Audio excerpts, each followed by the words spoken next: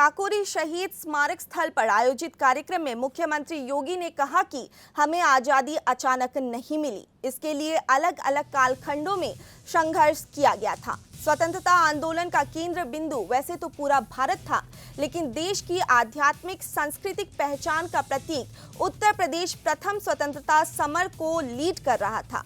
मंगल पांडे ने बैरकपुर से इसकी अगुवाई की। मुख्यमंत्री योगी आदित्यनाथ ने देश को सशक्त बनाने को जीवन का एक ध्येय लेकर चलने के लिए प्रेरित किया। उन्होंने कहा कि जो संकल्प लेकर क्रांतिवीर आजादी के लिए लड़े थे, उन्हीं के कर्तव्यों का पालन करते हुए देश को सशक्त बनाया जा सकता है। जाति और मजहब या व्यक्तिगत हित राष्ट्र से बढ़कर नहीं हो सकता।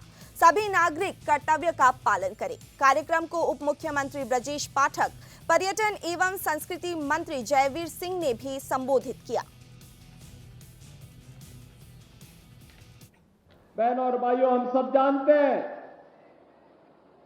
कि 9 अगस्त 1925 को इसी काकोरी में उस समय के महान क्रांतिकारियों पंडित राम प्रसाद बिस्मिल, ठाकुर रोशन सिंह, अस्फाउल्लाह खां, राजेंद्र नाथ लाड़ी, चंद्रशेखर आजाद और ऐसे तमाम क्रांतिकारियों ने उस दौरान एक रणनीति बना करके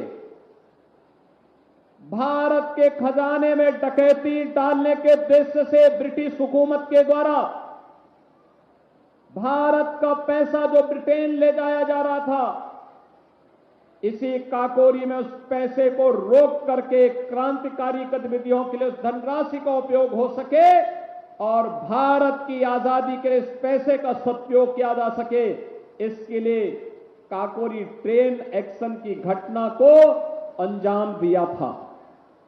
ब्रिटिश हुकूमत कांप गई थी। धनराशि तो थी 4,679 रुपया, लेकिन इन क्रांतिकारियों को गिरफ्तार करने, इन क्रांतिकारियों को सजा दिलाने के लिए ब्रिटिश हुकूमत ने उस समय धनराशि खर्च की थी 10 लाख रुपया। क्रांतिकारी पकड़े गए। पंडित राम प्रसाद बिस्मिल को गोरखपुर की जेल में बंद किया गया। ठाकुर रोशन सिंह, राजेंद्र नाथ लाड़ी, अस्फाउल्लाह खां को अलग अलग जेलों में गोंडा, फैजाबाद और नैनी जेल में बंद करके